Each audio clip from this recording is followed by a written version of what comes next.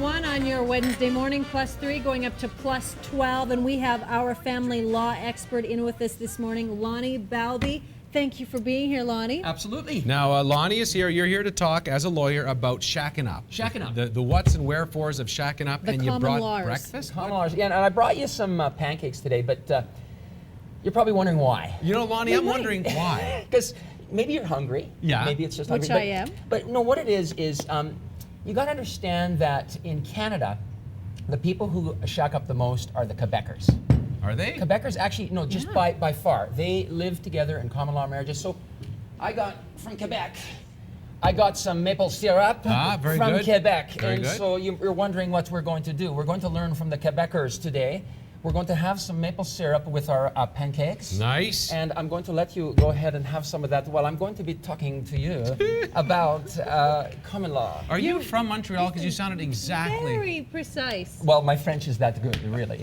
My All English right. is even better. We have some scenarios to throw at you, and you'll. So this is John and Mary. Mary moves into John's house that he bought 4 years ago. I bought it 4 years ago. Okay. It's worth $400,000 with a $300,000 mortgage. Mary pays no rent, but pays for groceries, utilities, and does all the cooking and cleaning. And cleaning. And probably some fixing up. You're Yes, right. helped with renovations. John did last year. Today the house is worth $500,000 with a $250,000 mortgage. Is Mary entitled to anything? So, okay, so what happens is this is a common scenario, right? A couple of people decide to live together. Maybe the guy has a house from before. They get together and they decide, they don't have any agreement, right? So that's one of the problems. Most people get together and they just kind of put it together and live together and they don't even think about this. You go ahead and eat, Dave. Yeah, just I'm don't worry about me and no, not at all. Suzanne. No. And so what happens is they start to they live together, and then there's all sorts of things that go on between them in terms of they're having they have some trouble later on in the relationship, and then what happens is they end up breaking up, and then the question becomes, is the woman entitled to anything from that house? Am I not entitled to half? No, because you're not married. Okay? No, but you might be entitled to half. It depends on what you did to help with those renovations. Was there sort of an equal balancing between the two of you? And also what was your intention? And again, now if I talk to you, you'd say, well, my intention was she was just going to be renting from me, and your intention was, well, I thought I was getting half the house, right? So it's always a problem trying to figure out what people's intentions are. So what happens is, when people get married, the rules are actually quite clear. And when people live together, they think, well, it's probably the same rules, but they're not. They're not the same rules. So the answer to that is get a little agreement. Have an agreement drawn up that talks about what's going to happen to the house in the event of a split up.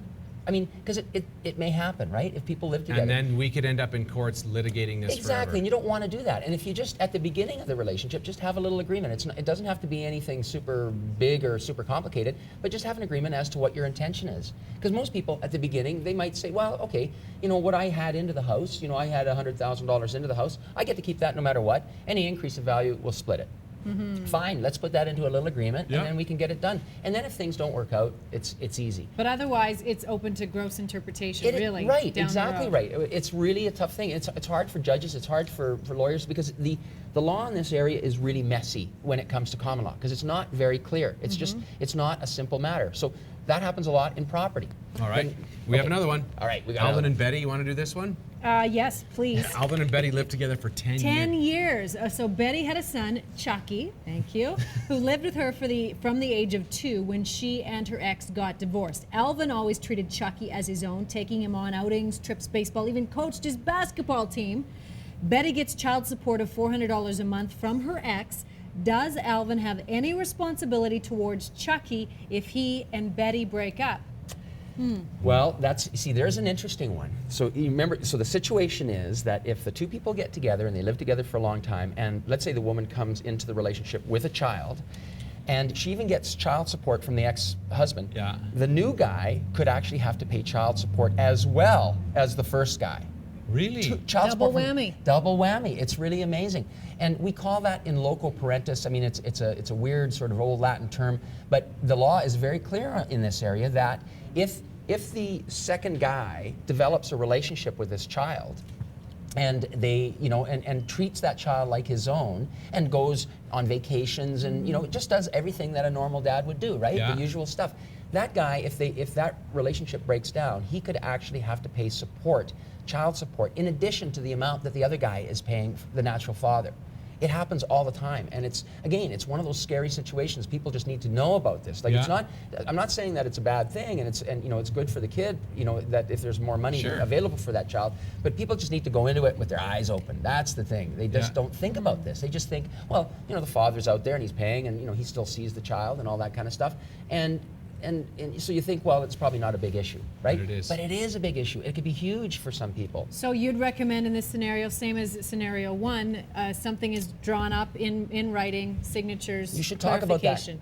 It was Yeah? actually a case from our Alberta Court of Appeal recently, well, maybe 2 years ago, where somebody tried to pre-decide that. In other words, they did have an agreement like that, saying that the guy said, look, I'm not going to be responsible for this child. There's another person out there, etc. And the Court of Appeal said you can't do that. In this case, you can't predetermine it. You can't say in advance that you're not going to love the child. I mean, Right. we'll have to wait and see. If you love the child, and then we'll decide at that time. But you can't predetermine it in a contract. There's actually case law on that. And again, I think that's the right approach. I don't Yeah. think you can pre-decide that. It's just more about just knowing what your responsibilities are and understanding them, and understanding that there's a potential issue there. That's the main thing on that one. No, we only have a minute, but All right. we'll see if we can get this last scenario. So Okay. explain. This is the explain this. You can explain the scenario better. Mike and Jana live together 15 years, no Spousal kids. support. Okay. So two people might want to live, if they live together, and maybe they have no children. And what happens at the end of the relationship, if the guy has a certain amount of income and the woman has a lesser amount of income, can she claim spousal support from this guy? Spousal support. Now, these are people who just live together. About 7 or 8 years ago in Alberta, you couldn't do that. You could not get spousal support from the other person in a common law relationship. Now you can, and the law has changed. So it's very, very interesting. Very again. Now that's one of those ones where an agreement could help you, because is that your expectation? What's your expectation? Do you want to be able to do that? If two people start to live together and one of them makes $30,000 and one makes $100,000, is there an expectation that there should be some spousal support at the end of the relationship? Maybe not. Maybe the people say, look, I've got a job, you got a job, I'm okay with it, Yeah. right? You can put that into an agreement. Well, the take-home message is you got to think about it before you shack up with I someone. think the take-home hey? message is all about that maple syrup. That's where the maple. The Take home Quebecers- and take this home. Have it figured out. Well, I'm gonna just dig in here. Why not? It's delicious. And you made these this morning, I you made say? them this morning And for the you maple guys. syrup you brought from home? Yes. Boy, this looks This delicious. is the real deal. Go crazy. We're going to go for break. When we come What's back. that? Wow. We, There's a big chunk What of is my that? maple syrup. That's maple syrup, the topping on the inside. It's extra. I paid extra for that. That kind of scares me, Lonny. we're going to go. When we come back, we got some kids' fashion to look at while we do some lab tests on this maple syrup. We'll be right back. These Quebecers, I don't know about them. Such a beautiful song.